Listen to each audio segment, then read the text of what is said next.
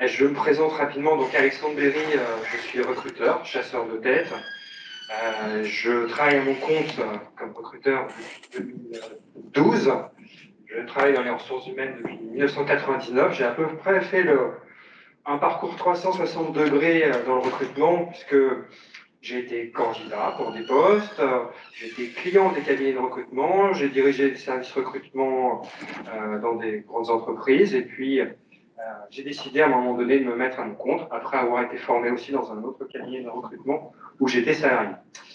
L'idée en fait de cette conférence, c'est de vous faire partager mon expérience de recruteur sur un sujet que l'on entend et que l'on peut voir régulièrement aujourd'hui, entre autres à travers les réseaux sociaux et les médias, c'est le sujet des soft skills. Alors, qu'est-ce que c'est? Je crois que j'ai enlevé le masque. Ça vous dérange si j'enlève le masque ou pas? Ouais, ok, merci. Je garde la distance réglementaire, ça va être plus facile pour m'exprimer. Alors, qu'est-ce que c'est que... De quoi parle-t-on quand on parle des soft skills? Est-ce que vous avez déjà une idée du sujet ou pas? Vous en avez entendu parler? Pas trop? Ça vous parle? Oui, non? Pas trop? Ok. Alors, en fait, je vais vous définir les soft skills par rapport à ce que ça n'est pas, en fait. C'est assez amusant comme façon de faire. Les soft skills, c'est tout ce qui n'est pas les hard skills. Et les hard skills, en fait, vous devez forcément savoir ce que c'est, peut-être sans avoir à utiliser le terme, puisque ce sont vos compétences techniques. Si vous êtes dans une formation en informatique, vous apprenez à programmer, vous apprenez un langage informatique. Quand vous avez assimilé un langage informatique, c'est une compétence technique, ce sont des hard skills. Par contre, les soft skills, qui sont complémentaires des hard skills, ça va être ce qui n'est pas de l'ordre de la technicité et de l'apprentissage pur de ce langage. Ça peut être des aspects comportementaux, des attitudes, pardon, des savoir-être. Vous avez peut-être développé une aptitude à réfléchir, à penser en arborescence, à être créatif, à exploiter une erreur qui finalement s'avère être une erreur intéressante, à travailler en mode projet, à être persévérant, bref, ces compétences, on appelle ça des soft skills, des compétences douces, et ces compétences sont complètement complémentaires des compétences techniques. Il faut savoir que 80% des compétences aujourd'hui qui sont recherchées par les entreprises sont des soft skills. Pourquoi? Parce que quand vous sortez d'une école d'ingénieur informatique, vous avez été normalement bien formé sur la maîtrise d'un logiciel, d'une technologie qui est actuelle. Sauf que vous savez qu'un téléphone portable, 2 ans après, il est déjà obsolète et qu'il faut en fait réactualiser ses compétences. Ce qui veut dire que l'entreprise a mis sur vous, certes, sur une partie technique, mais aussi sur votre capacité à évoluer, à vous adapter et à développer et à être performant dans l'entreprise. Et ça se fait sur les soft skills. 80%, c'est énorme. Voilà. Continuons. Alors, je vous parlais justement de la technologie. On est depuis quelques années confronté, c'est pas une confrontation forcément d'ailleurs, on est spectateur et acteur de développements technologiques qui sont assez impressionnants. Vous avez vu qu'avec le contexte du Covid, on est tous passés en masse en visioconférence, qu'aujourd'hui on est capable d'utiliser son téléphone pour faire une visio, ce n'était pas le cas encore il y a quelques années, où il fallait avoir un outil extrêmement puissant. On parle de l'intelligence artificielle, on parle de l'automatisation, on parle des algorithmes. Bref, il y a énormément de choses qui sont actuelles, intéressantes en progrès technologique, sauf que les séquences technologiques sont de plus en plus courtes. Les compétences qui sont acquises pour être opérationnelles doivent être réactualisées. Alors que les soft skills, en fait, quand vous avez développé une compétence, cette compétence-là, elle a tendance à durer dans le temps. Si vous êtes curieux de nature, par exemple, vous serez curieux de nature dans 10 ans, dans 20 ans, probablement. En tout cas, il y a de fortes chances. Si vous avez une facilité pour rentrer en contact avec des personnes que vous ne connaissez pas, si vous avez une facilité pour vous connecter à des personnes d'autres cultures, eh bien, il est fort probable que dans quelques années, vous ayez encore cette facilité. Donc ces compétences-là, ces soft skills vont vous accompagner dans les années à venir.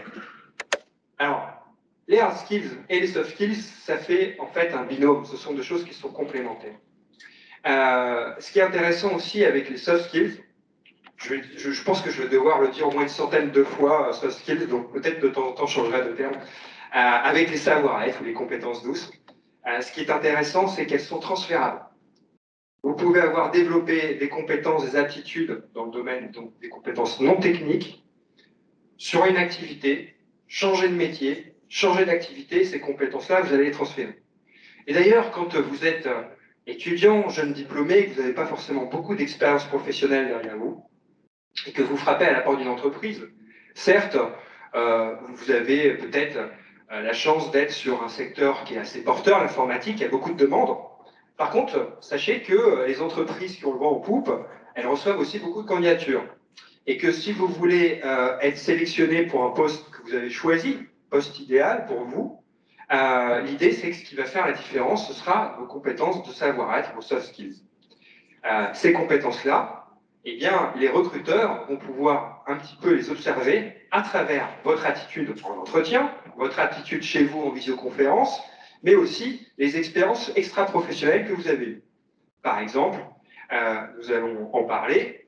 Alors, je vais en parler un petit peu après. Quelques idées, là, quelques notions concrètes de compétences dites de savoir-être. Donc, tout ce qui n'est pas, je le répète, compétences techniques, la créativité, l'autonomie. L'autonomie, ça le vend en poupe avec le Covid, puisqu'il y a beaucoup de personnes qui travaillent chez elles aujourd'hui, et donc qui doivent savoir se gérer. L'intelligence émotionnelle, vous en avez peut-être entendu parler. Ça a été popularisé par un psychologue américain il y a quelques années, et c'était assez, comment dire, ça a eu beaucoup de succès dans les écoles de management. Et c'est aujourd'hui intégré comme une composante intéressante de savoir-être. L'intelligence émotionnelle, vous avez dans cette notion d'autres notions comme la capacité à comprendre votre interlocuteur, à ressentir les choses d'un point de vue émotionnel, à gérer vos émotions aussi. L'agilité, peut-être avez-vous entendu parler de certification agile. Dans les entreprises, on demande de l'agilité, on demande la capacité à s'adapter aux changements des organisations de l'entreprise et aux changements technologiques aussi. La métacognition, j'adore ce terme que vous connaissez peut-être pas parce qu'on l'entend pas souvent. La métacognition, c'est la capacité à se connaître et comprendre ses mécanismes internes. Voilà. Vous avez appris à coder, vous avez appris des choses assez techniques, mais en fait, votre façon d'apprendre peut être différente d'une personne à une autre. Votre façon de mémoriser peut être différente. Votre méthodologie, vos processus mentaux, chacun a son logiciel. Pour prendre un exemple, faire une analogie avec l'informatique, vous avez chacun un logiciel qui est le vôtre. Et la métacognition, c'est votre capacité à comprendre un petit peu votre propre logiciel. Voilà. Enfin, la communication, quand bien même on peut être un petit peu isolé derrière un ordinateur pour travailler en se concentrant, c'est un peu le cliché d'informaticien, excusez-moi, sur le développement d'un logiciel, derrière, vous êtes amené à travailler avec des équipes, à communiquer avec les équipes, à communiquer à la fois pour recevoir un cahier des charges, le comprendre avec un client, avec un interlocuteur, et aussi à restituer votre compréhension du sujet. La communication, c'est indispensable, c'est ce qui permet d'assurer des interactions entre chacun, de travailler ensemble. Est-ce que vous avez des questions à ce niveau-là? Alors, je n'ai pas précisé le déroulement de cette conférence. Ce que je souhaite dans l'idéal, c'est qu'elle soit interactive. Donc, si vous avez des questions, si vous avez des remarques, il ne faut pas hésiter. Il y aura une phase à la fin de cet échange qui sera un peu plus consacrée à des questions, même des petites mises en situation qu'on fera ensemble si vous le souhaitez. Pour autant, je vous encourage à agir, même à m'interrompre ou à lever le doigt si vous avez une remarque, une question, quelque chose qui n'est pas clair dans mon propos. Pour l'instant, rien. Ok, on continue alors. Je parlais du phénomène, c'est un vrai phénomène, les soft skills. Le nombre d'articles, si vous faites une requête sur Google, le nombre de sorties, c'est impressionnant, c'est des millions et des millions. En plus, c'est un terme anglo-saxon, donc on le trouve dans la culture anglo-saxonne, on le trouve en français, en anglais, enfin bref, c'est utilisé dans le langage français. Je ne devrais même pas dire soft skills, je devrais dire savoir-être. Donc il y a beaucoup de publications. Et si vous êtes curieux et que vous regardez, vous risquez d'être perdu. Vous risquez d'être perdu parce qu'il y a des classements qui sont produits sur Internet, des compétences qui sont recherchées par les entreprises, y compris les entreprises qui recrutent des profils dans l'informatique, les nouvelles technologies. Et ces classements qui sont produits par des job boards, ça vous parle, LinkedIn, par réseaux sociaux professionnels, Indeed, tout ça. Eh bien, en fait, ces classements, ils sont très variables d'une année à l'autre, je trouve. C'est ce que j'ai constaté. Et très variables même d'un pays à un autre, très variables d'une source à une autre.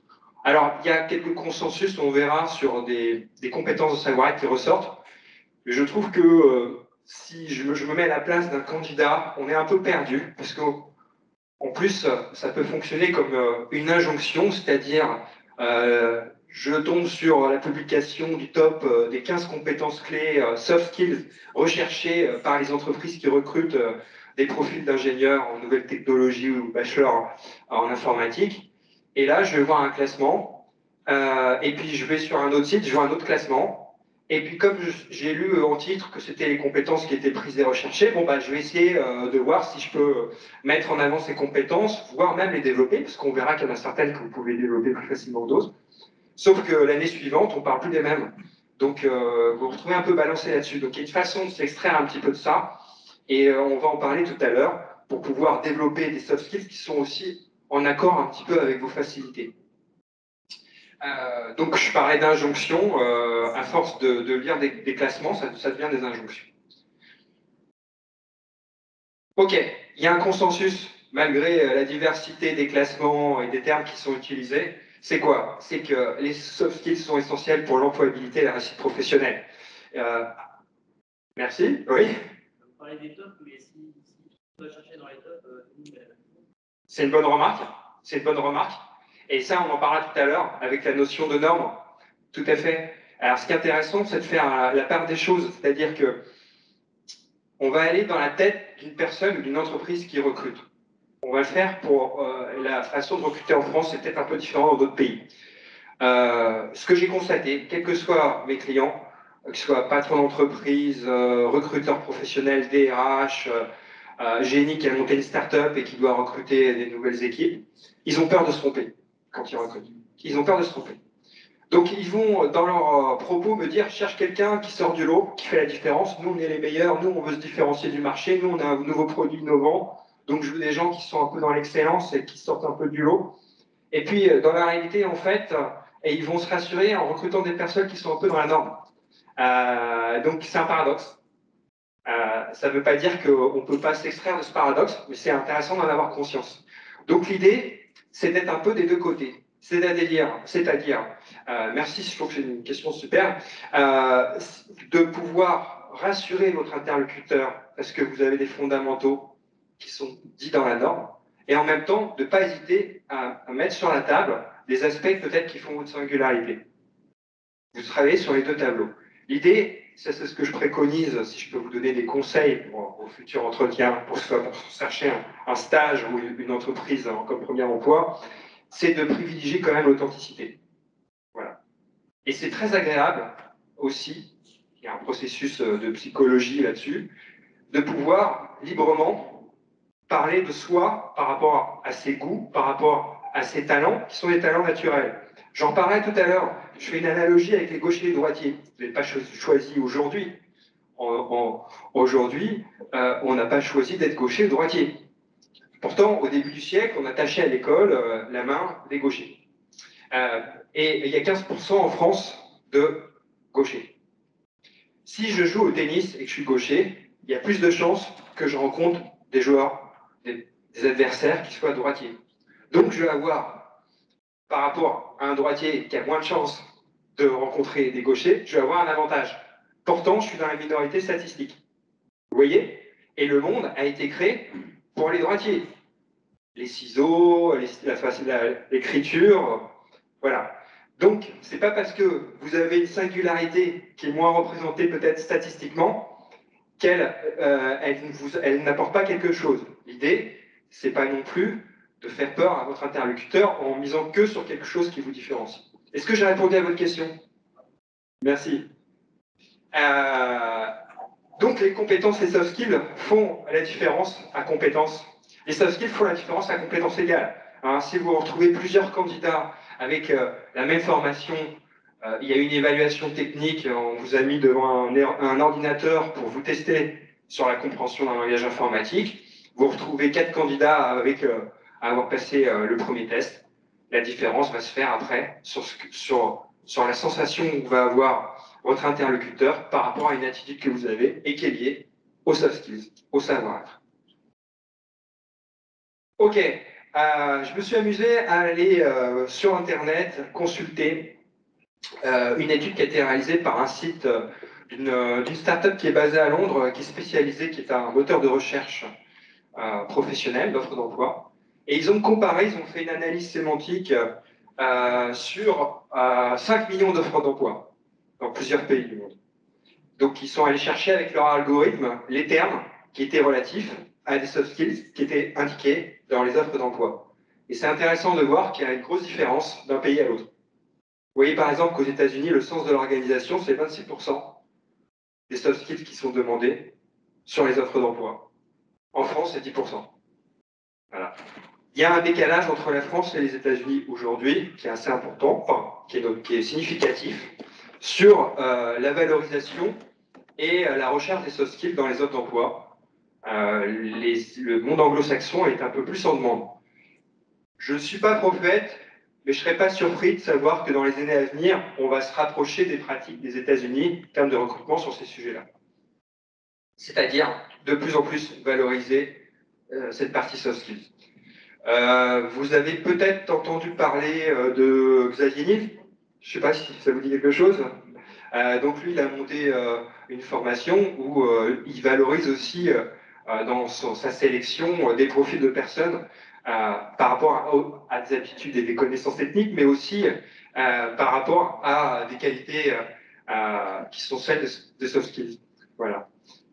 Alors, on parle des soft skills. Est-ce que vous avez des idées? Je vous ai dit tout à l'heure que c'était des aptitudes, des compétences, des savoir-être, des talents, des habilités, je peux faire une longue liste de mots, qui sont transférables dans la vie professionnelle, mais qui peuvent venir, et c'est d'autant plus quand on est étudiant et qu'on n'a pas beaucoup d'expérience professionnelle, d'activités extra-professionnelles. Est-ce que vous avez une idée un petit peu d'où ça peut venir? Dans quel domaine de votre expérience de vie extra-professionnelle vous avez des soft skills qui pourraient être transférables dans votre vie professionnelle? Ouais. Oui. Le sport, très bon exemple. Ouais.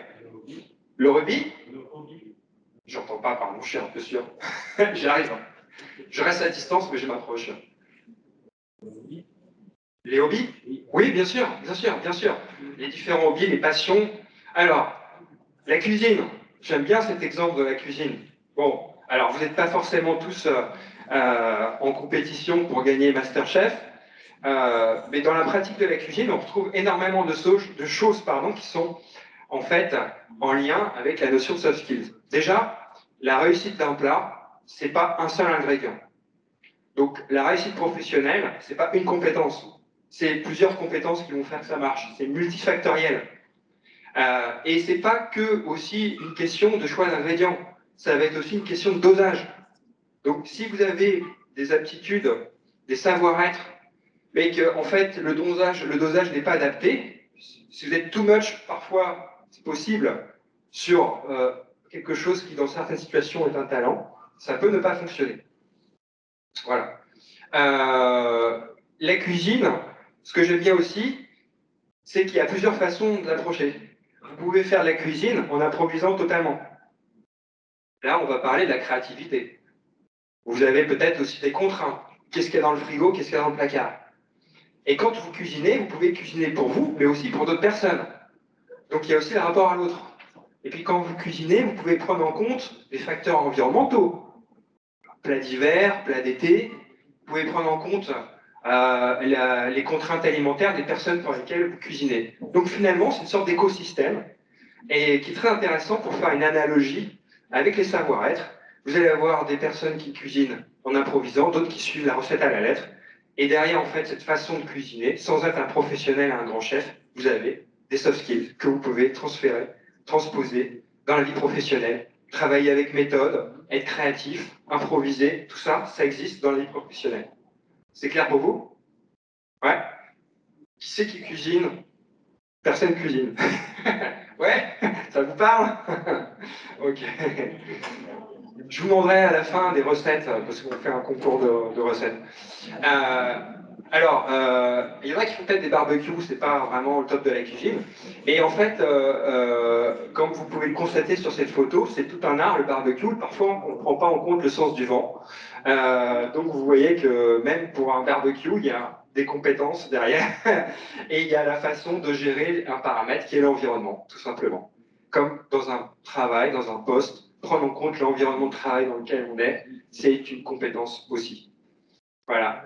On a parlé des hobbies, ça peut être la musique. Vous pouvez vous découvrir un leadership parce que c'est vous qui jouez dans un groupe de musique, qui proposez les morceaux, qui organisez les concerts, qui prenez le lead dans le groupe. Et ouais, c'est une façon d'exercer un leadership. Vous pouvez avoir aussi, on parlait du sport, des soft skills dans le sport, parce que vous êtes impliqué, parce que vous vous entraînez, parce que vous êtes tenace, parce que vous êtes persévérant, parce que la difficulté ne vous fait pas peur. Bref, toutes ces caractéristiques qu'on peut trouver dans la pratique sportive, pas forcément en allant jusqu'au niveau de la compétition, mais ça peut être aussi dans le niveau compétition. Ce qui veut dire, on en parlera après, que dans votre CV, je vous invite à renseigner la rubrique extra-professionnelle. Et alors, si vous la renseignez, l'idée, c'est si le recruteur, et souvent on vous pose des questions sur ces sujets-là, si le recruteur vous branche sur le sport parce que vous avez indiqué sport, c'est que vous soyez à l'aise et confortable pour en parler par la suite. Il y a des personnes, et je leur veux pas, c'est comme ça, qui me marquent cinéma ou lecture. Je leur demande c'est quoi le dernier bouquin que vous avez lu, et derrière, la personne, elle sait pas me répondre. Ou le dernier film qui vous a plu, et là, il n'y a pas de réponse non plus. L'idée, c'est qu'il y ait une matière un petit peu à communiquer quelque chose qui suscite l'intérêt et l'attention de notre interlocuteur. Alors, on parlait des hobbies, ça peut être un club d'échecs, ça peut être une association d'aide, les personnes âgées, ça peut être du bricolage. Dans le bricolage, il y a des compétences techniques, mais pas que. Il y a aussi de l'organisation, de la rigueur. Il peut y avoir de la créativité. Ça peut être une association liée aux problématiques environnementales, tout ça. Voilà, toutes vos activités. Il y a des BDE dans les écoles, donc si vous êtes impliqué, vous pouvez aussi le mentionner sur votre CV quand vous êtes en entretien de recrutement. Alors, on va rentrer encore plus dans le détail des soft skills sur la partie recrutement. Juste, je jette un œil sur le timing, je suis dedans, ça va. Qui a déjà fait des entretiens de recrutement? Alors, ça peut être un job étudiant, ça peut être un stage. Ok. Ça s'est bien passé ou pas? Vous avez appréhendé stress, zéro stress? Ouais. Ça s'est fait en visio ou pas? Ok. Qui a déjà fait des entretiens en visio de recrutement? D'accord. Ok. On va en parler après. Parce que ça n'existait pas il y a encore quelques années, maintenant c'est monnaie courante. Et il y a des petits pièges, enfin des pièges, c'est pas vraiment des pièges, mais il y a une attention à avoir sur cette façon de procéder. Alors, juste pour relativiser, je vous parlais des classements de soft skills. Les changements dans la perception des entreprises, dans leur façon de regarder un CV et de recruter. Je vous disais que ce qui préside très souvent, c'est la peur de se tromper. Comment ils vont faire un choix? Est-ce que la personne va bien fonctionner chez eux? Dans les années 2000, quand j'ai démarré mon métier de recruteur, mes clients, je leur présentais une candidature, donc sous la forme d'un CV, avant qu'ils convoquent la personne d'entretien et reçoivent un CV. Et puis, ils constataient que la personne avait travaillé pendant 10 ans dans la même entreprise. La première remarque que j'avais de ces clients, c'était « super, il a travaillé 10 ans dans la même entreprise, sous-entendu, loyauté, stabilité, sécurité, fiabilité ». Les mêmes clients, dans les années 2010, je leur présente le même type de candidature, quelqu'un qui a travaillé 10 ans dans la même entreprise. Et d'après vous, qu'est-ce qu'ils vont me dire? Qu'est-ce qu'ils m'ont dit? Qu'est-ce qu'ils me disent encore d'ailleurs? Vous avez une idée ou pas? Ouais, mais ouais, c'est un peu ça. Et après, vous avez une idée? En fait, leur inquiétude, c'est effectivement, il est resté longtemps dans l'entreprise. Est-ce qu'il va s'adapter chez nous? Est-ce qu'il n'est pas trop formaté par l'entreprise dans laquelle il a travaillé? Est-ce qu'il va se remettre en question? Est-ce qu'il va s'adapter chez nous? Voilà. Et je l'ai constaté. Alors, les entreprises avec qui je travaille, les interlocuteurs ont 35, 45, 55 ans, donc c'est les générations d'avant vous, et ils commencent à peine à se faire à quelque chose qui aujourd'hui est une tendance qui se confirme, c'est-à-dire qu'aujourd'hui, on ne travaille plus, c'est de plus en plus rare en tout cas, d'exercer pendant 10 ans le même métier et travailler dans la même entreprise. Aujourd'hui, c'est comme ça. C'est les réorganisations d'entreprise, les marchés qui bougent. On travaille 2 ans, 3 ans dans un poste, et puis on change de poste dans la même entreprise. L'entreprise elle-même change, elle est rachetée. Bref, il y a plein d'événements qui font que c'est difficile aujourd'hui d'être rassuré par ces paramètres qui rassuraient il y a 10 ans. Et les clients d'aujourd'hui ont encore du mal à s'y faire. Voilà. Et quand bien même on peut changer de poste, de métier, vous restez vous-même d'une certaine façon. Et vous avez une trajectoire professionnelle qui a un sens. Et c'est un petit peu ça aussi en entretien de recrutement, c'est que la personne qui va être en face du recruteur, elle a des compétences qui sont transférables, elle a des aptitudes, une personnalité qui est relativement stable. Et puis, ça va rassurer aussi. Si vous vous connaissez, si vous avez la capacité de mettre des mots pour parler de vous, ça va rassurer énormément vos interlocuteurs. Parce que vous allez leur permettre d'économiser, si je puis dire, leur cerveau, qui est en ébullition en disant, mais lui, là, est-ce qu'il va s'intégrer dans l'équipe? Comment il va travailler avec eux? Est-ce qu'il n'est pas en train de... Est-ce qu'il n'a pas pris la grosse tête? Ok, il a gagné un hackathon, mais derrière, il va travailler avec des équipes. Comment ça va fonctionner? Ok, super, il est brillant, il a appris l'informatique tout seul, avec les tutos sur Internet, il a l'air de bien maîtriser, j'ai posé des questions, il a un vocabulaire technique hyper affûté. Mais derrière, il a 22 ans, 21 ans, il a encore beaucoup de choses à apprendre. Est-ce qu'il en a conscience? Voilà. Donc, la perception des recruteurs et des entreprises a peut-être changé, mais au final, il y a quelque chose qui n'a pas changé, c'est qu'ils ont toujours peur de se tromper. Et vous serez toujours dans cette problématique, ou en tout cas cet enjeu, à la fois, je vous le souhaite, de trouver un job qui vous convienne, et aussi de pouvoir faire en sorte que quand vous êtes en entretien avec quelqu'un qui peut être amené à vous recruter, eh bien que si possible, vous ayez donné assez d'informations justes pour qu'il puisse vous recruter ou pas par rapport à une décision juste. C'est un petit peu ça. Alors, je vais vous donner quelques secrets de recruteur. Bon, vous en avez déjà quelques-uns. J'aime bien ce vieil adage, le diable se cache dans les détails. Quand vous rédigez un CV, dans des métiers sur lesquels vous êtes recruté, peut-être qu'on ne va pas vous demander d'être des cracks en orthographe. Puis aujourd'hui, même des professionnels de la communication font des erreurs, des fautes d'orthographe. En revanche, vous avez le temps et la possibilité de le faire lire par quelqu'un, et de le faire corriger, de le rédiger avec une certaine attention. Donc ça, c'est tout bête, mais c'est la première chose qu'on regarde sur un CV.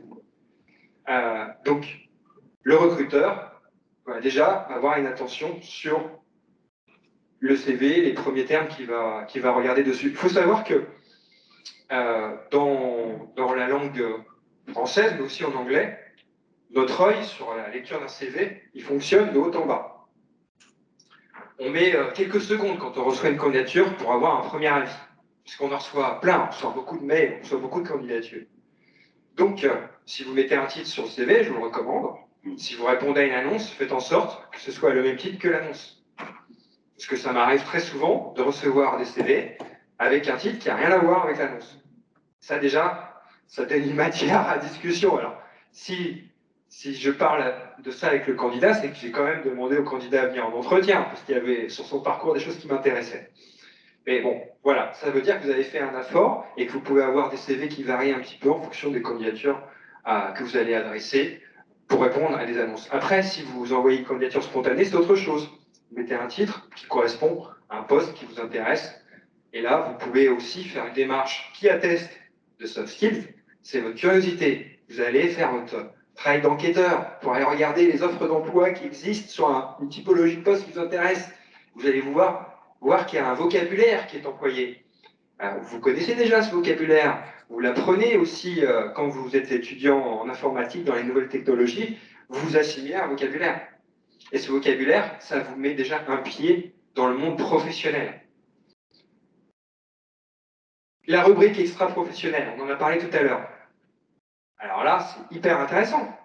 J'ai des candidats parfois très expérimentés, qui ont 10 ans de métier, des managers affûtés, qui veulent à tout prix maîtriser l'image qu'ils donnent d'eux en entretien, qui ont hyper bossé leur entretien. Quand je pose une question, la réponse, c'est comme si j'avais appuyé sur un bouton d'un ordinateur, il y a une réponse qui sort tout de suite, sauf que ça a été tellement travaillé, tellement préparé, que j'ai pas de notion d'authenticité. Ça, c'est un peu chiant, pour dire les choses trivialement. Et ça ne veut pas dire que le candidat n'est pas bon pour le poste. C'est juste que c'est un phénomène paradoxal de trop travailler, de trop vouloir maîtriser l'image qu'on donne. On ne laisse pas la possibilité à la personne de se faire son propre avis. C'est un peu une façon de manipuler, même si c'est pas méchant. Et c'est pas forcément agréable pour la personne qui veut se faire son propre avis. Et là, je vois qu'il y a des informations sur la rubrique extra-professionnelle. Je pose des questions à la personne et tout d'un coup, j'ai une autre personne. Et ça peut être très agréable, puisque je peux avoir eu en entretien quelqu'un qui n'est pas à l'aise, qui est même un profil commercial, qui a l'habitude de vendre une entreprise, un produit, un logiciel, mais se vendre lui, c'est pas son truc. Il le fait une fois tous les 5 ans, ou peut-être. Et là, en fait, il se vend indirectement, parce qu'il parle de ses passions, il parle de choses qu'il aime. Et c'est hyper intéressant. Ça permet à votre interlocuteur de capter l'attention. Vous pouvez parler d'un voyage qui vous a marqué, vous pouvez parler d'une implication dans un projet, dans une association, une compétition sportive, ce que vous voulez, du moment qu'il y a un peu de contenu, que vous en parlez avec le cœur, qu'il y a un vécu en fait, que vous soyez incarné sur le sujet. Est-ce que c'est clair ce que je vous dis là ou pas? Ok, super. Donc, technique de recruteur, regardez le CV, regardez la rubrique activité extra-professionnelle et votre attitude globale en entretien. Est-ce que vous posez des questions? Alors attention, c'est pas poser des questions pour poser des questions. J'ai eu, ça m'est arrivé à plusieurs reprises d'avoir des candidats, pas forcément des jeunes diplômés, ça pouvait être des personnes expérimentées, qui avaient leur liste de questions. Sauf qu'ils étaient tellement préparés à poser leurs questions qu'ils oubliaient que j'avais déjà donné les réponses au cours de l'entretien. Donc à la fin de l'entretien, ils me posent des questions de tous les sujets qu'on avait évoqués déjà, de façon presque automatique. Donc c'était un peu bizarre et c'était du coup pas pertinent et moins intéressant. Les questions, c'est parce que vous êtes à l'écoute. Parce que vous avez fait un travail avant, vous êtes renseigné sur l'entreprise, vous avez googlisé, vous avez recherché des informations et vous avez des questions. Vous vous intéressez au poste, au contexte du poste. Tiens, vous recherchez un programmeur, un responsable en cybersécurité, vous travaillez avec quel type d'entreprise, sur quelle technologie, il y a combien de personnes dans l'équipe. Enfin bref, le fait de vous intéresser à l'entreprise. Voilà. Ça, c'est quelque chose de plutôt sympathique et de bien vécu. Votre attitude, c'est quoi? C'est aussi de faire partager vos réflexions en disant tiens, j'avais compris ça sur le poste, mais en fait, d'après ce que vous me dites, c'est plutôt ça. Et là, vous attendez de voir si votre compréhension est juste, si c'est confirmé ou pas par votre interlocuteur.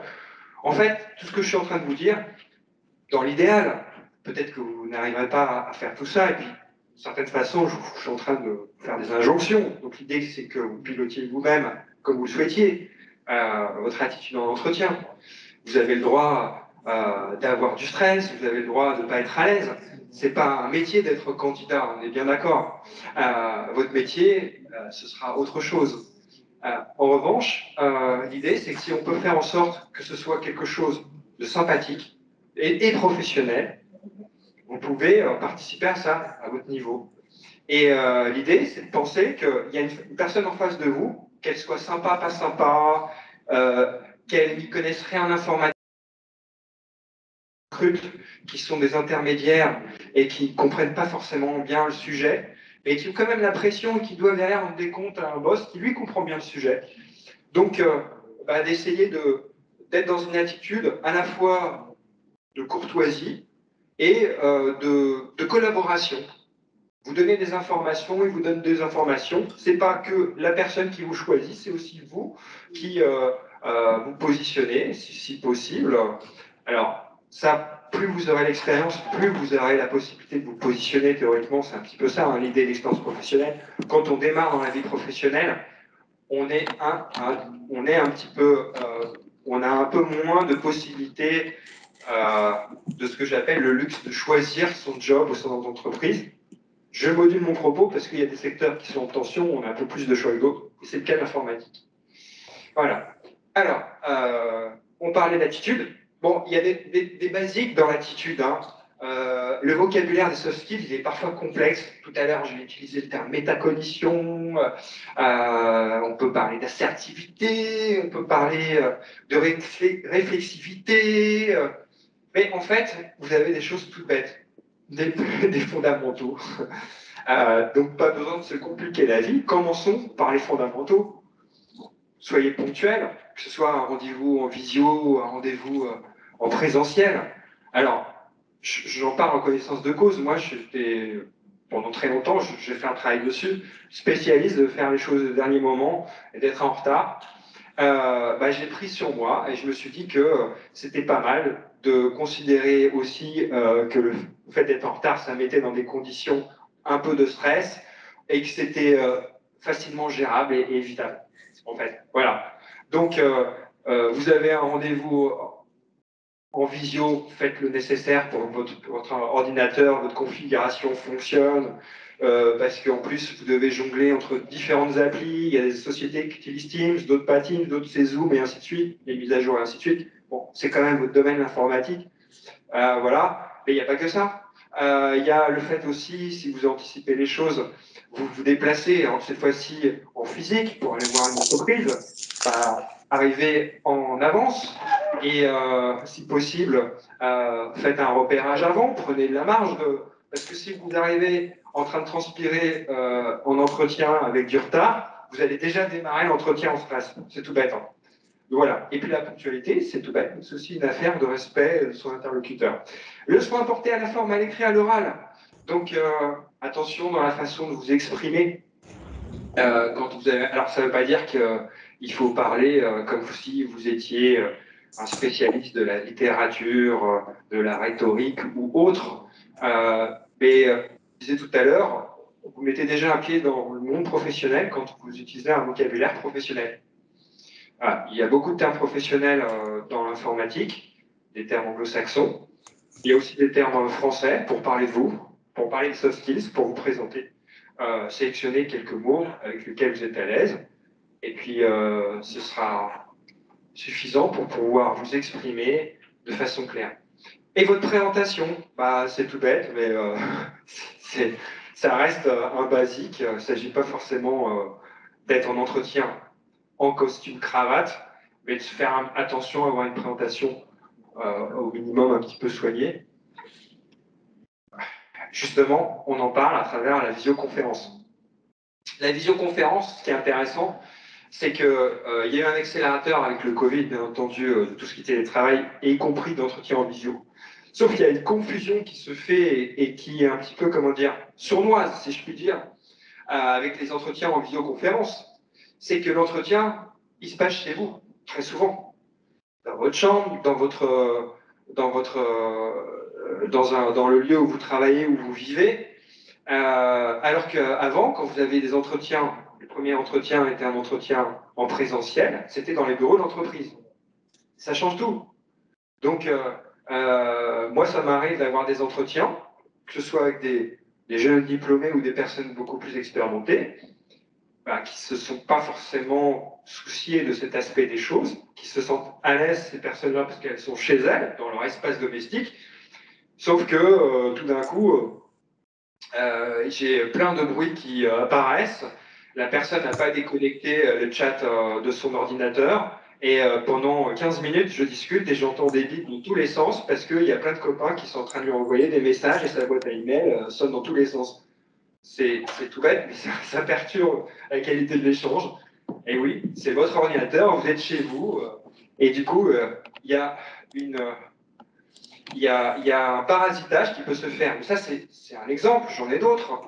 Vous avez la personne qui est chez elle en train de faire son entretien et qui n'a pas forcément rangé sa chambre ou son bureau.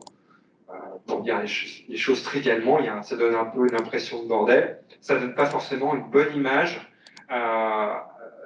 de vous si on vous projette professionnellement.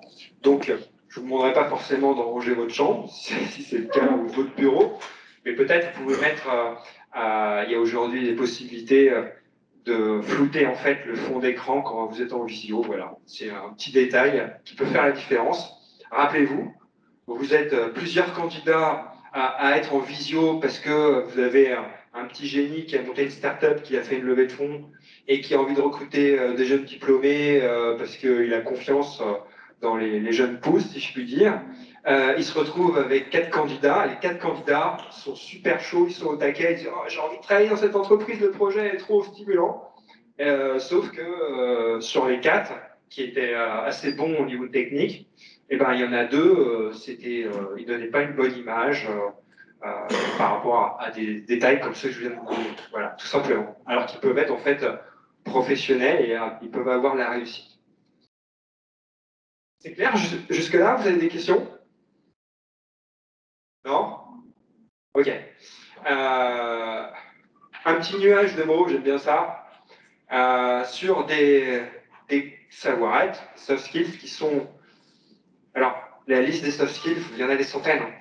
Donc, je ne vais pas vous inviter à maîtriser tous les soft skills qui existent, et puis on en trouve des nouveaux parfois, mais plutôt, regardez, peut-être ça va vous parler. Est-ce que, sur tous les termes que vous voyez sur ce nuage de mots, il y en a certains qui sont un petit peu en résonance avec vous?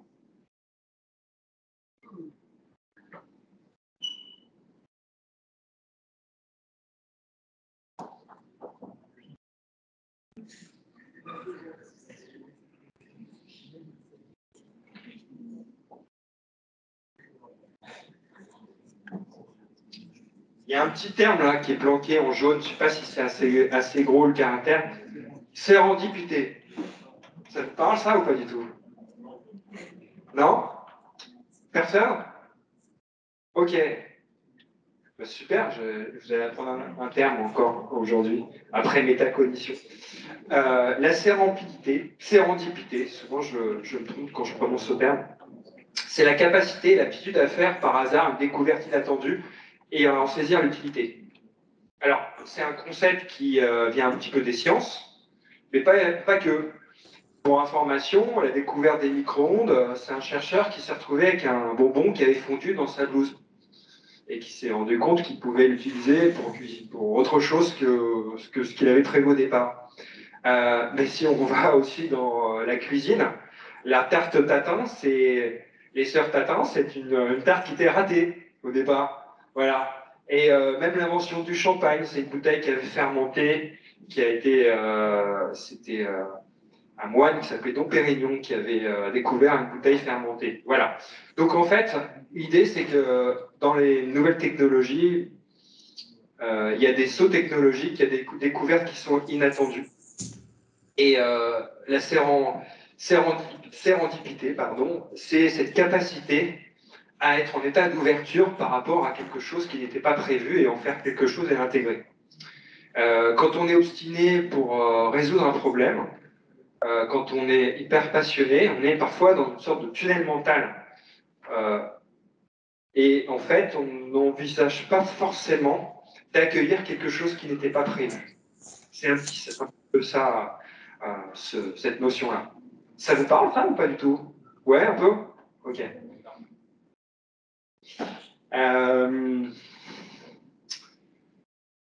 De quoi on peut parler là? Est-ce qu'il y a un terme vous avez envie d'approfondir un des termes que vous voyez là ou pas forcément? Des questions? Qu'est-ce qui se passe là?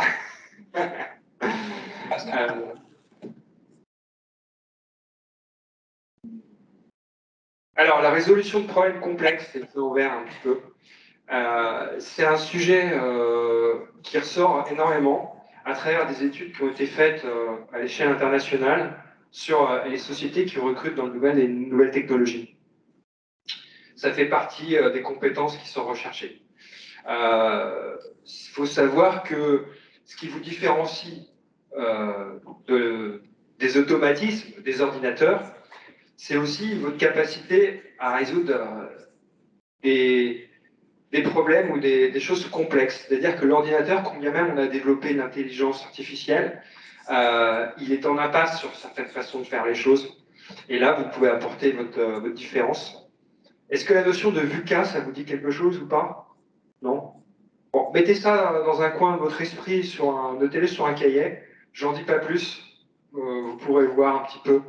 Ça parle de complexité, d'information et d'incertitude, d'information imparfaite, tout ça. Et c'est en écho entre la différence entre l'humain et les limites aujourd'hui de l'intelligence artificielle. Alors, on va continuer sur une phrase qui est un petit peu provoque, mais qui, je pense sincèrement, vos défauts sont des talents. La procrastination. Ça vous parle, la procrastination? Ça vous parle. Alors, moi, je suis concerné aussi parce que je fais partie des gens qui procrastinent. Mais maintenant, je le vis bien, donc je vais vous dire comment le vivre mieux. Pendant des années, dans les manuels de management, de coaching, même au niveau de l'éducation, l'idée, c'est un petit peu la prolongation, la notion de bon élève. Le bon élève, si je puis dire, c'est celui qui a déjà bouclé sa disserte ou son projet quelques jours avant la date échéance. Et donc, l'idée, c'est que celui qui ne s'inscrit pas dans cette démarche-là, qui fait les choses au dernier moment, a tendance à dire merde, pour dire les choses fréquemment, pardon, je ne suis pas un bon élève, je suis un petit peu à la ramasse, bref. Et en fait, il y a des études qui ont été faites récemment et qui vont plutôt dans le sens de dire chacun son mode de fonctionnement. Vous avez des personnes qui mobilisent leur énergie en anticipant, qui vont se mettre tout de suite au travail pour un projet dont la date est fixée dans 15 jours, dans un mois, et d'autres personnes qui le feront au dernier moment. Mais c'est pas parce qu'en fait ces personnes-là le font au dernier moment qu'elles le font mal.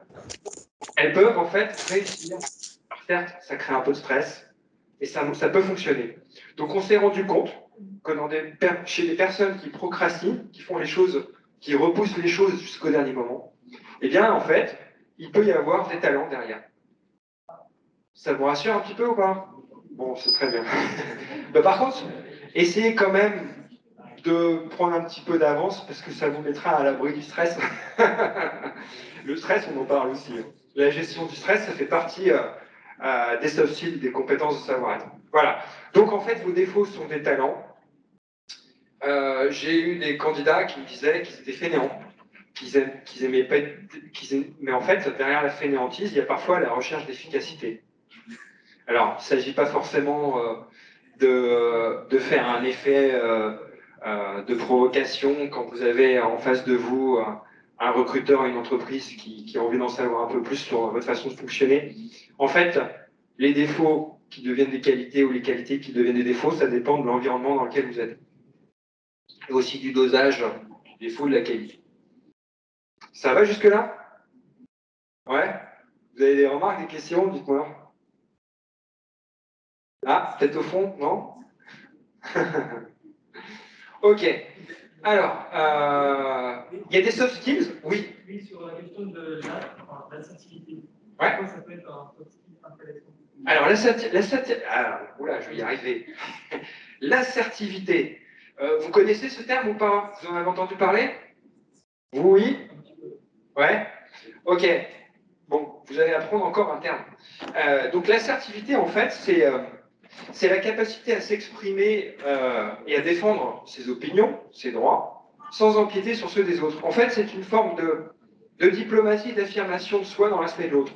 Voilà. Quand vous vous retrouvez, en fait, dans une entreprise, à gérer des projets, à participer à des projets et avoir un avis sur le sujet, il y a des personnes qui vont pouvoir émettre un avis ou une perception différente de leur interlocuteur sans que la personne se sente menacée, offusquée, dérangée. Et il y a d'autres personnes qui n'auront pas cette précaution ou cette sensibilité et qui vont pouvoir affirmer des choses différentes et ça va créer une friction. L'assertivité, c'est une façon d'affirmer un avis, une différence dans une interaction avec quelqu'un sans que ça crée forcément quelque chose de conflictuel. Ça vous va, c'est clair? Ok.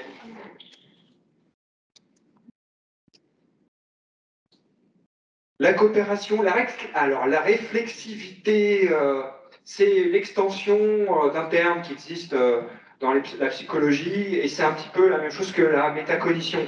C'est cette capacité à avoir un regard sur vous-même, à comprendre comment vous fonctionnez un petit peu. On est un peu dans la même notion. Je ne veux pas non plus vous encombrer avec trop de vocabulaire, mais ceci dit, peut-être ça fera la différence un jour, si vous êtes en entretien, le fait que vous avez un de ces termes qui résonne en vous et que vous pourriez utiliser. Alors, je vais vous proposer un petit exercice. Je regarde le timing en même temps. On est dedans, ouais. Je vais vous proposer un petit exercice.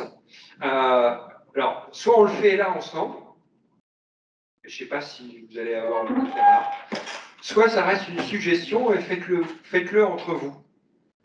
Quand vous aurez à faire des entretiens de recrutement, quand vous serez amené à parler un petit peu de vous, ce qui n'est pas forcément évident, eh bien, vous aurez peut-être pratiqué ce petit exercice et ça va un petit peu, comment dire, décomplexer le sujet des entretiens de recrutement et des soft skills. Alors, c'est un exercice à faire en bienveillance. Hein. C'est pas de la compète non plus, même s'il y a une petite idée de score. Vous allez comprendre la suite. Alors, la consigne, c'est quoi? C'est d'être authentique et de faire appel à son vécu. On parle de storytelling. Quand vous lisez dans la presse les récits de managers dans les nouvelles technologies, par exemple, Elon Musk, par exemple, pour citer lui, vous vous rendez compte en fait qu'il y a un storytelling. C'est-à-dire que la personne va raconter son histoire, sa trajectoire. Il a créé PayPal, il vient d'Afrique du Sud, il a créé Napster ou autre, enfin, différentes serial entrepreneurs ou génies des nouvelles technologies. Très rapidement, on voit qu'en fait, ils ont fait un récit de leur vie professionnelle et que tout le monde peut mémoriser et comprendre. Et en fait, le storytelling, c'est ça. C'est en entretien, raconter rapidement votre trajectoire, votre vie professionnelle. Voilà, moi je viens de telle région, de telle ville, de tel pays. Je suis passionné par l'informatique, et en l'occurrence la cybersécurité, le hacking, où j'étais même moi un petit peu hacker, où quand j'étais débutant, je me suis formé, je suis allé voir, ça m'intriguait. Et aujourd'hui, j'ai fait une école d'informatique, d'ingénieur. Je fais un bachelor ou un diplôme d'ingénieur. Et je suis passionné par ça. Et ça, c'est déjà du storytelling. Vous voyez? Alors ça fait bien dire storytelling, hein, c'est un terme un peu anglo-saxon marketing. Donc le jeu, c'est quoi? D'ailleurs, dans ma consigne, pardon, vous pouvez aussi utiliser l'humour et l'autodérision. Le jeu consiste à raconter une anecdote d'un ou de plusieurs soft skills utilisés dans votre vie extra-professionnelle et transférable dans votre vie professionnelle. Donc vous faites entre vous, vous retrouvez un groupe, 2, 3, 4 personnes ou plus, vous pouvez le faire en famille avec des amis, vous dites que c'est pour vous entraîner pour des entretiens de recrutement, et puis pour pouvoir un petit peu parler de vous. Et vous sélectionnez une anecdote, quelque chose que vous avez vécu, alors je sais pas moi, vous avez été, ça peut être un job d'été, un job d'étudiant, caissier dans un supermarché, travailler pour une société, un petit job à part, vous avez développé un site informatique. Et en fait, il y a quelque chose au départ qui n'était pas prévu, il y a eu une difficulté, Il y a eu peut-être une compétence que vous avez utilisée et que vous êtes découvert une compétence lors de cette expérience. Et cette compétence, il s'avère qu'elle est transférable dans la vie professionnelle. Voilà. Est-ce que vous pensez là, comme ça, mentalement, vous avez un exemple qui vous vient à l'esprit? Non, c'est pas évident, hein? Est-ce que quelqu'un a une idée? Vous voulez la faire partager? Non? C'est pas évident, je vous l'accorde. Bah, c'est un petit travail. Alors, bah, moi, je vais vous en donner une. Allez, puisqu'il n'y a pas de raison que ce soit que vous qui soyez en situation de candidat, je vais faire comme si j'étais candidat. Quand j'étais étudiant, j'ai fait une formation à l'université en sociologie du travail et en anthropologie. Donc, c'était pas tout de suite des ressources humaines. Donc, j'étais déjà sincèrement passionné et intéressé par l'humain. Et ce qui me manquait, c'est de faire une connexion entre l'humain et l'entreprise. Parce que la sociologie était pour moi très théorique. Et l'anthropologie, c'était aussi théorique, mais c'était pas connecté, en tout cas pas en France, au monde de l'entreprise. Et à l'époque, les ressources humaines, on les enseignait pas forcément à la fac dans les premières années. Où on les enseignait avec du droit, ce genre de choses, ça m'intéressait. Bon, je fais des études en anthropologie, en sociologie, et puis je me retrouve à envoyer une candidature pour faire, alors à l'époque ça s'appelait un DESS, maintenant ça s'appelle un Master 2, et j'envoie mes candidatures dans plusieurs universités. Et en fait, j'ai été en panique totale, parce que je me suis dit, merde, je me retrouve en concurrence avec d'autres étudiants qui ont fait du droit du travail, Sciences Po, des écoles de commerce. Et moi, j'ai fait des études en ethnologie, en sociologie, il n'y en a pas beaucoup. J'ai très vite vu qu'il n'y en avait pas beaucoup qui avaient fait ces études-là. Et je me retrouve avec des réponses négatives. Et là, je me dis, qu'est-ce que je vais faire dans ma vie? J'ai pas de... Ça fonctionne pas. J'ai une réponse négative de l'université du côté de Grenoble.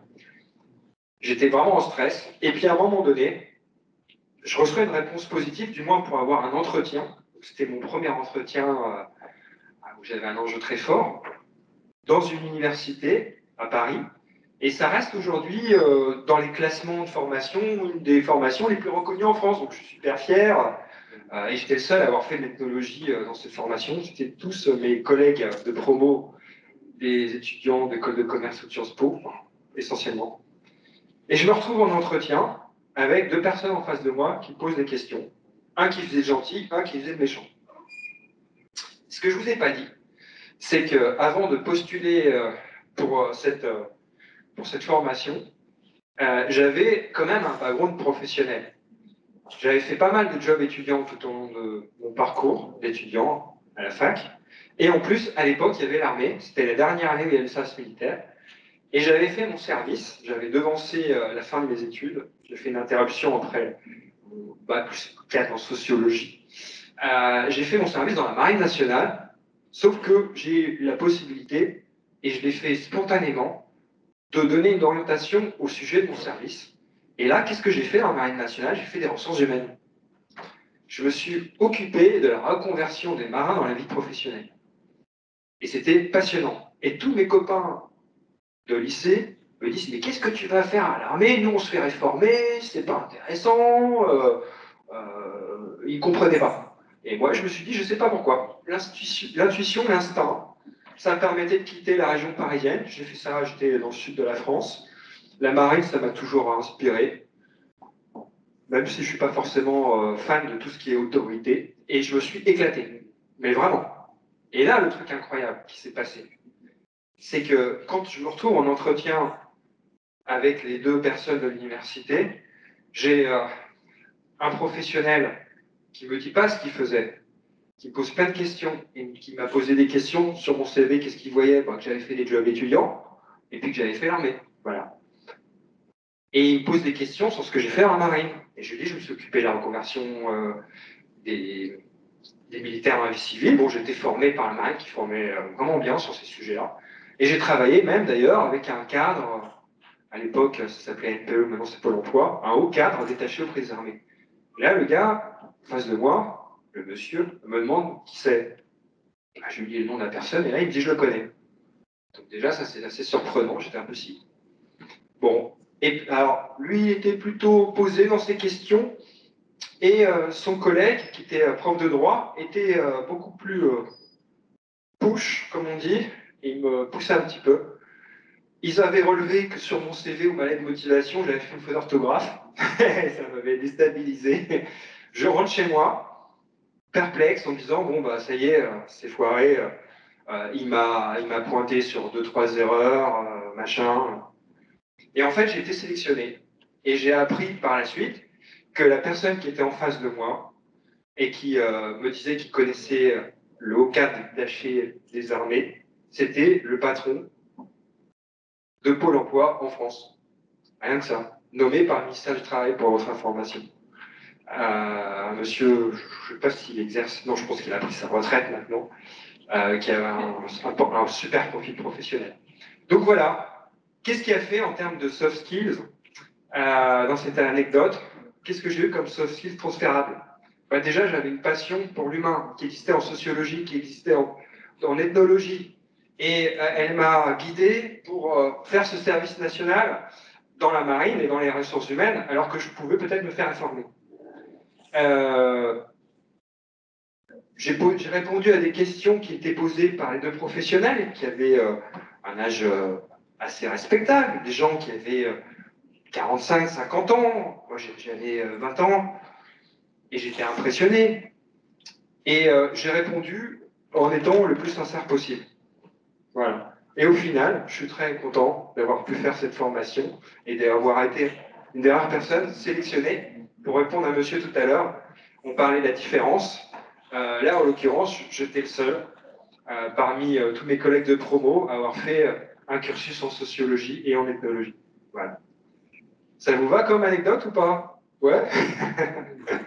Je parlais un petit peu de moi là. Alors on continue. Bon, ça vous donnera peut-être des idées sur des stages que vous avez fait, quelqu'un qui vous a donné votre chance pour un job d'été ou pour quelque chose, même pour une mission. Vous avez fait un site internet, vous avez votre premier client, je ne sais pas.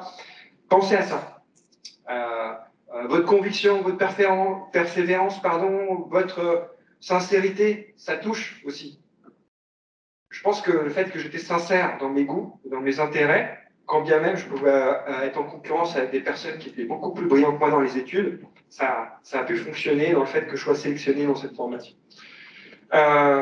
Autre jeu, enfin, alors le jeu, donc sélectionné, je reviens juste avant, un ou plusieurs soft skills utilisés dans votre vie extra-professionnelle, transférables dans votre vie professionnelle. On parlait tout à l'heure du sport, hein. On parlait aussi de l'activité associative. Je sais pas, moi, vous avez été délégué de promo, vous avez organisé quelque chose au BDE, vous avez fait du sport en compète, et quand vous faisiez du sport, de temps en temps, vous avez même remplacé le prof quand le prof arrive en retard, parce que vous avez un certain niveau. Bah, derrière, il y a des soft skills. Il y a de la responsabilité, il y a le fait de transmettre quelque chose. Voilà.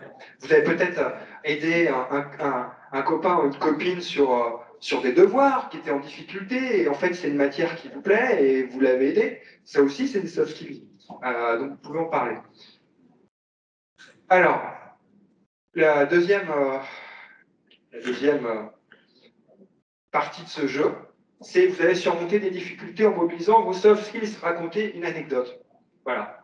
Vous avez été confronté à une impasse, à quelque chose de difficile, vous pensiez que vous n'alliez pas réussir. Alors pareil, vie extra-professionnelle, job étudiant ou autre chose, et en fait ça a fonctionné.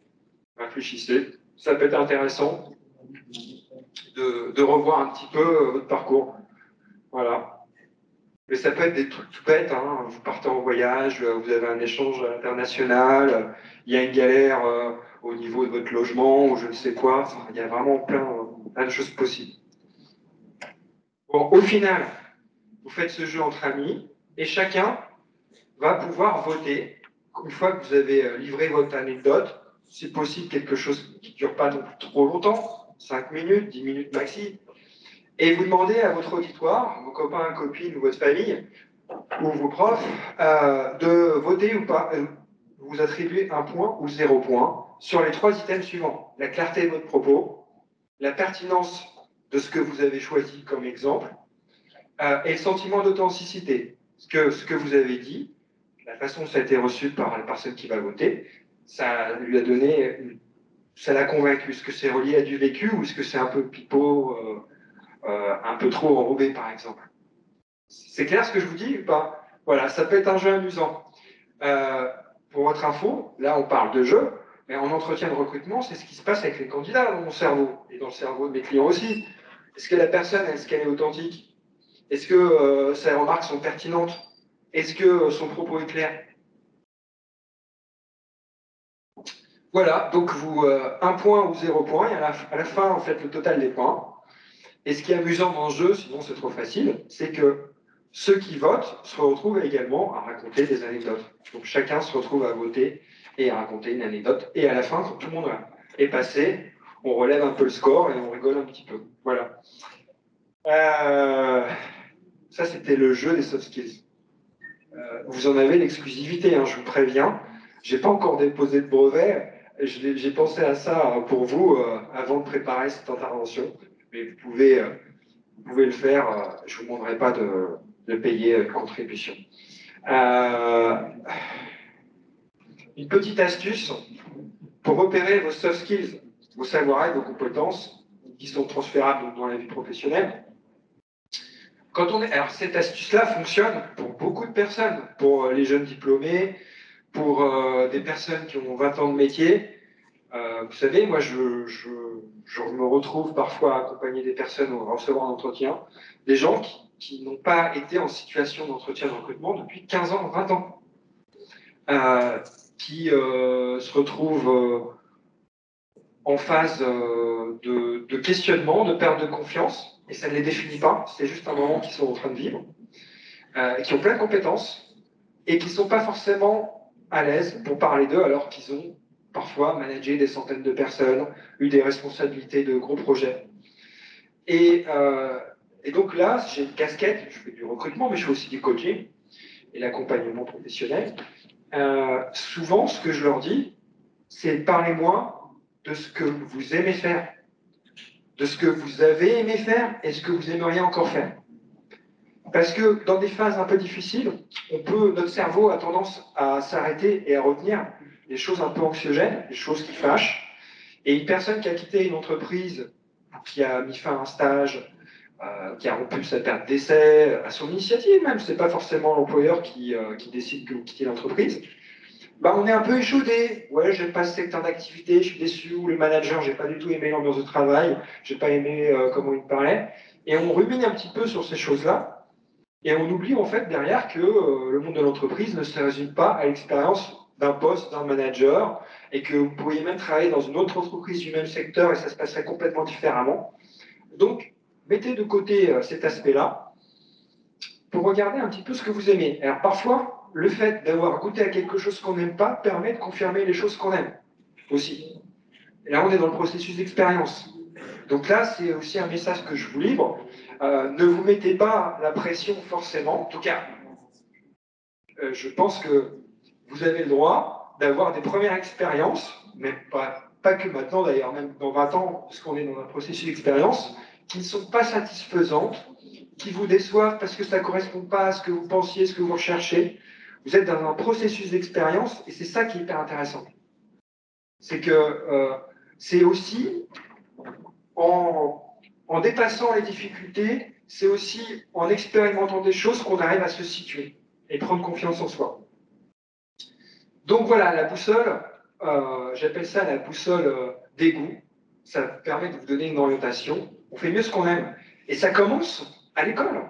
Il y a des matières où on a plus de facilité à s'intéresser à un sujet. Même en quittant les cours, on retravaille dessus, on va sur Internet, parce que c'est comme ça vous stimule, ça produit quelque chose en vous, et du coup, vous avez plus de facilité pour aller vers une matière, une discipline. Et derrière, il peut y avoir des soft skills, une façon de penser, de la créativité. Les soft skills peuvent être liés, j'en ai pas parlé aussi, à d'autres choses comme les valeurs. Les valeurs, pardon. Aujourd'hui, on est de plus en plus sensibilisé à des sujets liés au développement durable, à l'écologie, et ainsi de suite, à l'éthique. Vous pouvez, et vous avez le droit, de dire que vous êtes plutôt intéressé par telle ou telle type d'entreprise pour des raisons de valeur qui sont les vôtres, et c'est tout à fait respectable. Et de connaître aussi ces valeurs, c'est un peu intéressant parce que ça vous permet de vous porter aussi dans un environnement professionnel. Vous pouvez être très compétent dans un poste, le poste qui vous est proposé met vraiment en œuvre vos compétences, sauf qu'il y a un écart sur les valeurs. Et là, ça peut ne pas fonctionner. Oui? J'aimerais savoir ce que vous pensez par rapport à quelqu'un qui a un poste qui lui est proposé, si l'entreprise ne respecte pas ses valeurs morales, certaines valeurs, les valeurs fondamentales. Oui. Alors, c'est un vaste sujet. On pourrait presque faire une conférence dessus. Il y a le subjectif et il y a le légal. Il y a le légal parce que on est dans un environnement de travail où il y a des règles qui protègent les personnes et que si ces règles ne sont pas respectées, il y a possibilité de sanctionner les gens. Il y a aussi des choses qui sont plus fines, qui sont les relations interpersonnelles avec un manager. Peut-être que le manager vous parle bien, mais que vous l'avez vu mal parler à une autre personne, et ça vous pèse énormément. À un moment donné, dites-vous, peut-être que c'est une expérience que vous faites, qui vous permet aussi de vous situer sur ces sujets-là, de vous rendre compte qu'il y a des personnes qui sont plus ou moins sensibles à ces choses-là. C'est pas parce que vous auriez un collègue que ça affecte moins de voir une personne à qui on parle mal, que ce collègue-là, lui, est quelqu'un de bien ou pas bien. C'est pas un jugement de valeur. C'est comme ça. On est plus ou moins sensible à ces choses-là. Vous, c'est de l'information. On est dans l'analogie avec l'informatique. L'informatique, c'est de l'information. Hein. Eh bien, cette information vous renseigne sur vous aussi. Je suis sensible à ça. Comment j'intègre ça pour une configuration de travail qui serait plus porteuse pour moi? Ça vous parle un petit peu ce que je vous dis? Voilà. C'est en fait une opportunité d'être confronté à des choses qu'on n'aime pas, parce que ça permet de se situer, y compris dans les valeurs. Donc voilà, il y a des personnes qui travaillent dans des environnements professionnels où ces choses-là ont un poids important, d'autres pas. Et je ne critiquerai ni l'une ni l'autre, c'est des configurations en fait. Voilà. J'ai répondu à votre question. Juste une petite parenthèse, vous me donnez une idée sur les valeurs. Alors, il y a une subtilité assez intéressante sur le sujet du recrutement. C'est dans la pratique légale d'un entretien de recrutement, il y a des questions qu'on n'a pas le droit de poser. J'ai pas le droit de vous poser des questions sur votre religion, sur vos sensibilités politiques, sur la sexualité, sur différents sujets comme ça, et c'est normal. Tant mieux, ça protège. Pour autant, ça ne veut pas dire qu'on ne peut pas avoir un échange sur des activités extra-professionnelles. Donc, il faut faire un petit peu la part des choses. Surtout quand comme vous, on n'a pas forcément une grosse expérience professionnelle et on a aussi des expériences extra-professionnelles qui peuvent être intéressantes. Voilà. C'est juste pour introduire pour vous cette subtilité sur la sphère privée.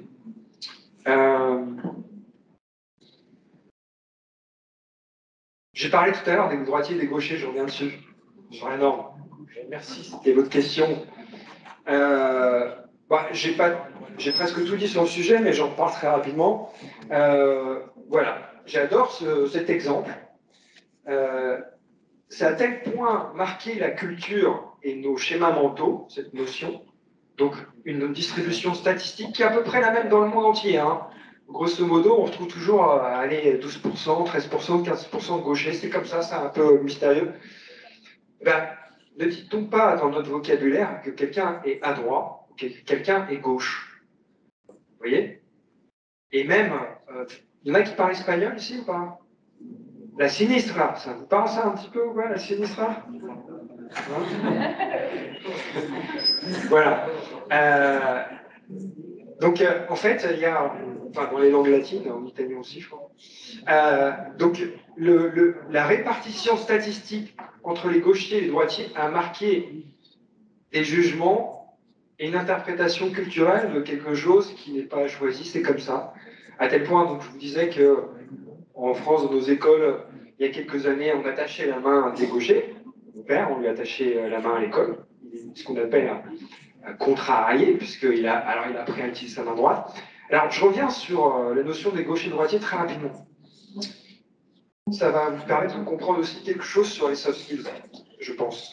Là, vous voyez, je tiens le micro de la main gauche. Pourtant, je suis droitier. Donc, c'est pas parce que je suis droitier que je n'utilise jamais ma main gauche. Bon, par contre, là, j'utilise la main droite. Quand bien même il y a des personnes qui sont ambidextres, ça arrive. Très souvent, les ambidextres ont quand même une main préférentielle. Même si un joueur de foot s'est tiré des deux côtés, il peut avoir une préférence. L'idée, c'est que si j'étais obligé dans un environnement d'utiliser tout le temps ma main gauche alors que je suis droitier, je me compare avec des vrais gauchers. Eux, ils ont plus de facilité à faire la même chose que moi. Et moi, ça me prend plus d'énergie de faire la même chose qu'eux. Donc ça veut dire en fait que si je force un trait qui n'est pas le mien pour m'adapter à un environnement, ça risque d'impacter un petit peu l'estime que j'ai de moi quand je me compare à d'autres personnes qui font les choses en étant en adéquation avec cet environnement. Vous me suivez jusque-là ou pas? Voilà. Donc ça c'est une analogie, une réflexion qu'on peut faire également par rapport aux valeurs. Si je me force à travailler dans un environnement où ce n'est pas mes valeurs, à un moment donné, peut-être je vais acquérir une expérience, c'est intéressant, mais peut-être ça va être comme si vous étiez un droitier qu'on oblige à travailler la main gauche ou inversement. Voilà, ça vous fait consommer plus d'énergie d'aller à l'encontre de préférences et de talents naturels. Ça ne veut pas dire que c'est pas bien de l'effort. C'est aussi intéressant. Le fait de se dépasser et de faire l'effort dans certains sujets, on a une récompense. C'est juste qu'à la longue, ça peut vous fatiguer d'être tout le temps contre quelque chose qui est peut-être l'ordre naturel, puisque gaucher et droitier, vous ne l'avez pas choisi à la base. Voilà.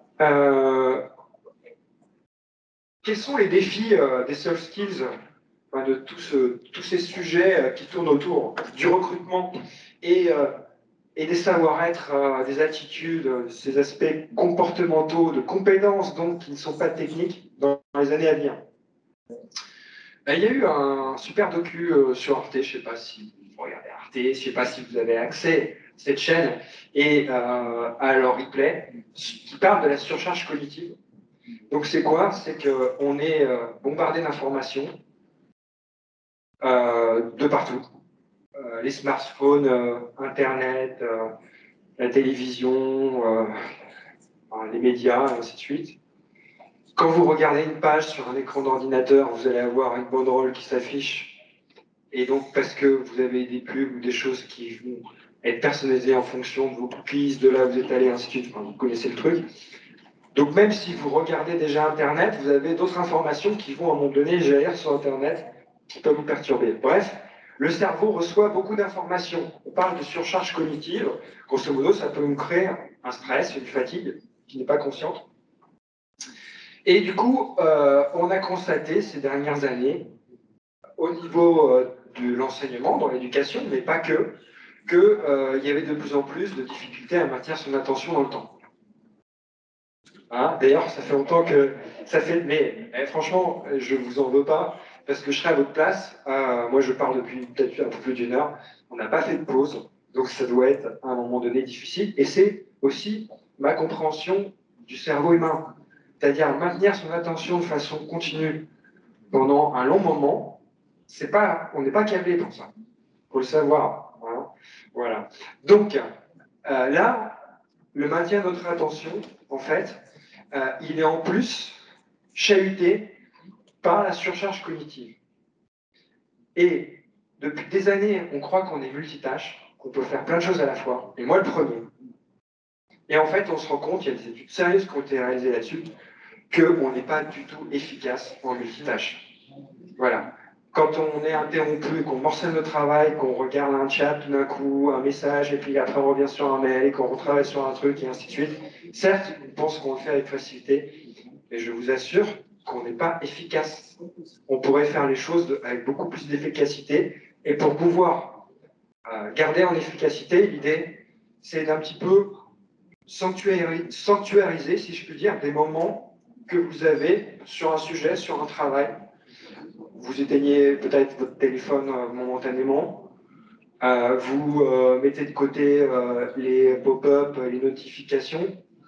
D'ailleurs, maintenant, il y a des options qui sont proposées sur le téléphone pour essayer de préserver un petit peu votre productivité et puis aussi vous préserver tout court. Parce que la surcharge cognitive, ça fatigue et on s'en rend pas compte.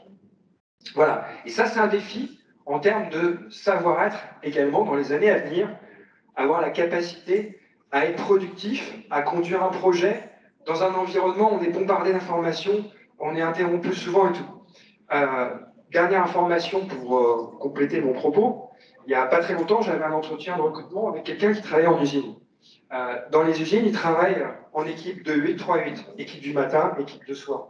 Et c'est pareil d'ailleurs, pas que dans les usines, dans le secteur de la santé, ça peut arriver aussi. Eh bien, ceux qui travaillent de nuit, ils sont beaucoup plus productifs en fait, parce qu'ils sont moins dérangés. Et en fait, quand bien même on est en décalage en termes de vie sociale et ça peut paraître très fatigant de travailler de nuit, c'est beaucoup moins fatigant de travailler de nuit, hormis le fait qu'il y a un décalage, tout ça, parce que les gens sont énormément, beaucoup plus concentrés à la tâche, il y a beaucoup moins d'interruptions, beaucoup moins de téléphones, beaucoup moins de mails. Voilà. Je vous parlais d'environnement multitâche, donc ça fait partie des défis de demain. L'idée, c'est de s'organiser, de gagner en termes d'organisation et de gestion de ses activités. Et puis, on parle aussi d'accélération du temps. Et derrière, ça crée du stress. Alors, il y a un exemple très simple. Il y a 15 ans, quand j'avais un ordinateur Windows, je ne sais plus quelle version, j'allume l'ordinateur. L'ordinateur met quoi 15 secondes à s'allumer. Bon. Aujourd'hui, j'ai un ordinateur. Bon, je suis passé sur Mac maintenant. Si l'ordinateur ne s'allume pas au bout de 3 secondes, je m'énerve. C'est quand même dingue, hein. Si vous faites une opération avec la technologie, on est dans la culture de l'immédiateté, ça crée un sentiment d'intolérance, de frustration, et on a du mal à être patient. Et ça se retrouve dans le travail. Vous envoyez un mail à quelqu'un, il ne vous répond pas, ça vous énerve. Vous envoyez un SMS à quelqu'un, il ne vous répond pas, ça vous énerve. Donc, c'est intéressant de prendre conscience de ça. Moi, je fais un travail sur ça, parce que ça m'arrive d'être en interaction avec des candidats que j'ai présentés à un client, et parfois, ils ne me répondent pas dans l'heure, dans la journée, 2 jours après. À un moment donné, ça me stressait énormément, ça me stresse encore. J'ai un petit peu travaillé dessus pour le vivre un peu mieux. Oui?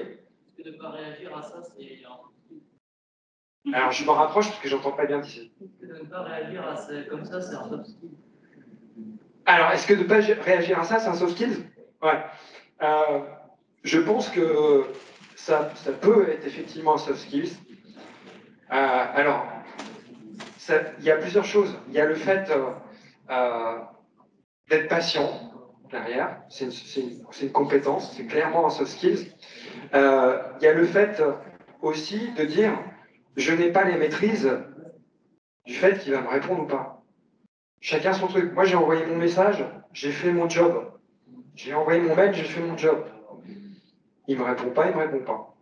Après, c'est le stress qui fait son travail. J'ai un client il n'y a pas longtemps, on avait un rendez-vous, devant mon ordinateur, j'ai pas de nouvelles, je comprends pas, j'envoie un SMS, j'ai pas de nouvelles.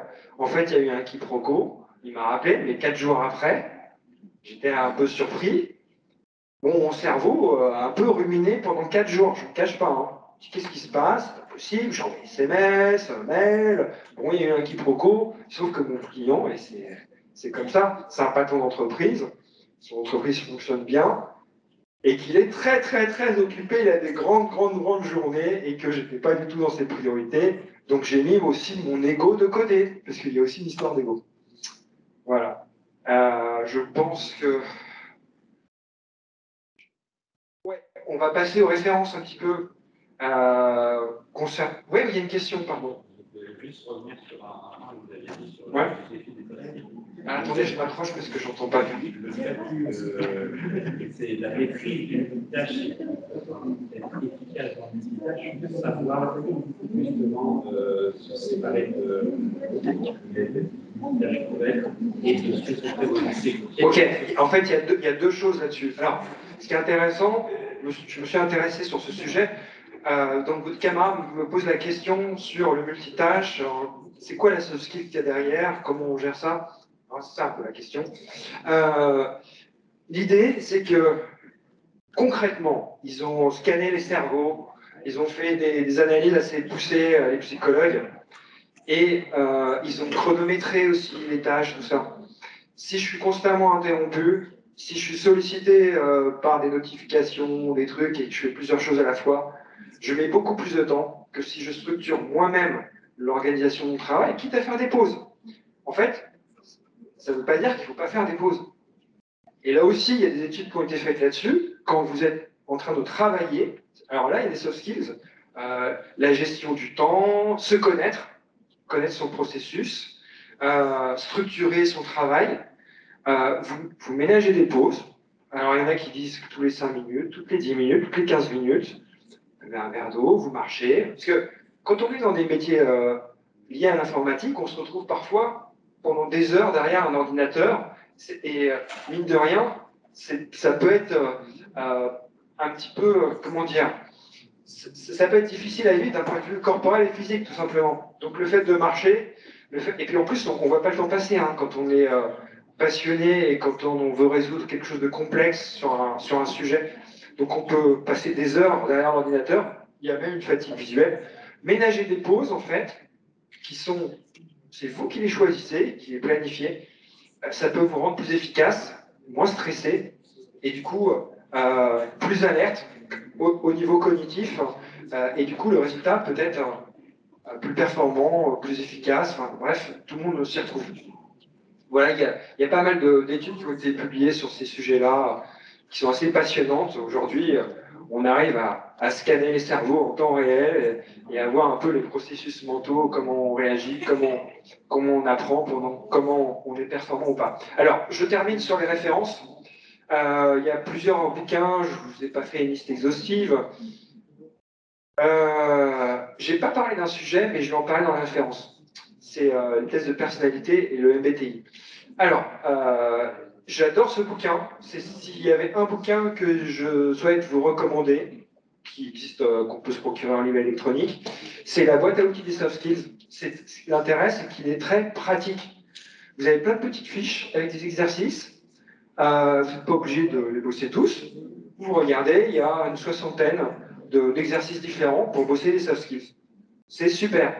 Si vous travaillez à un moment donné en mode projet, il y a des soft skills liés au travail d'équipe, à la réalisation de projets, à la gestion du stress, enfin, c'est vachement bien fait. Les fiches, c'est des fiches de 3 pages. Vous avez quelques lignes d'explication globale sur le soft skill et après on passe tout de suite à la mise en pratique. Je n'ai pas parlé de ça tout à l'heure, mais j'en parle maintenant.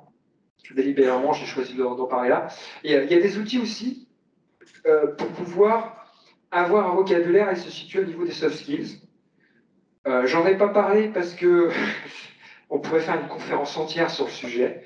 Un outil anglo-saxon qui marche très bien aux États-Unis, qui commence à intéresser les entreprises en France, s'appelle le MBTI.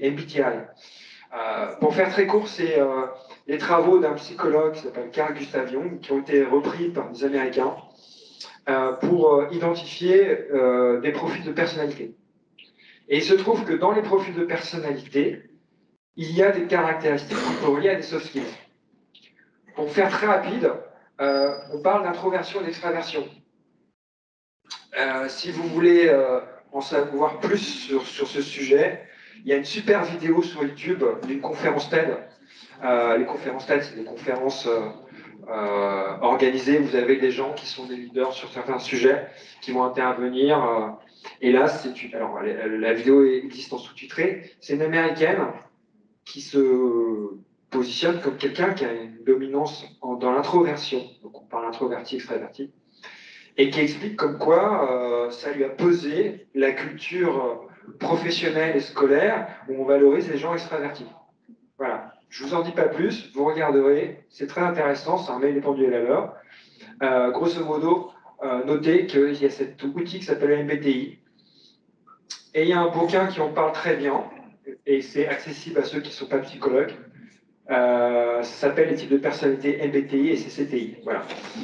Il y a un site internet où vous pouvez faire un outil de profil test de personnalité qui s'appelle 16personality.com. Il est inspiré du MBTI, c'est gratuit, il existe en plusieurs langues, c'est super bien foutu. Alors attention, ça reste des outils. Moi, je n'utilise pas le MBTI pour recruter, c'est pas un outil qui est fait pour recruter à la base, mais plutôt, ça permet de comprendre, de se situer par rapport à des modes de fonctionnement et au niveau de sa personnalité. J'ai parlé tout à l'heure des vertus de l'échec de Charles Pépin. Ça met en perspective votre rapport au travail et votre façon d'appréhender des moments difficiles dans la vie professionnelle. Voilà. Et pas que professionnelle d'ailleurs. Voilà, d'autres ouvrages, Le savoir-être dans l'entreprise, Sandra Bellier, 2004. C'est un des premiers ouvrages qui parlait du savoir-être dans l'entreprise. Je termine sur un rapport du Forum économique mondial sur les classements des soft skills en 2020. Alors, je ne l'ai pas vu en français, je l'ai vu en anglais. Maintenant, vous pouvez avoir peut-être des commentaires dessus en français, pour ceux qui ne sont pas performants en anglais. Bon, c'est assez intéressant. Vous avez une grosse étude, c'est là que ressort le chiffre de 80%. 80% des recrutements, c'est les soft skills qui font la différence. Voilà. Je vous remercie. Je vous remercie pour votre participation.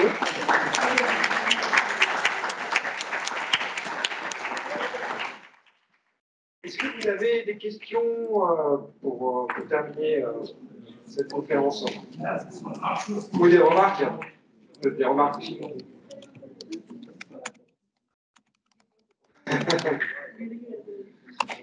Non?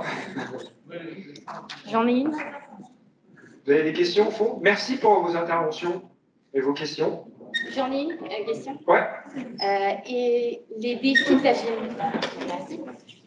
la génération Z, donc les moins de 25 ans, est-ce qu'ils ont les mêmes soft skills à mettre en avant que notre génération Y? Merci pour cette question. Je suis un peu perdu dans les générations parce qu'il y a Y, Z, W. J'ai vérifié avant. En fait, oui, c'est un petit peu ce que je vous disais tout à l'heure, c'est-à-dire qu'on n'a pas le même rapport au travail d'une génération à l'autre. Et c'est aussi lié aux mutations de la société. Ça peut être lié à l'effet Covid. Hein. Je pense que le Covid, ça va laisser des choses durables. Ne serait-ce que le fait qu'aujourd'hui, on est beaucoup plus enclin à travailler au télétravail et que les entreprises ont mis du temps à accepter le télétravail. Donc, il y a des différences dans le rapport au travail qu'on constate dans les générations.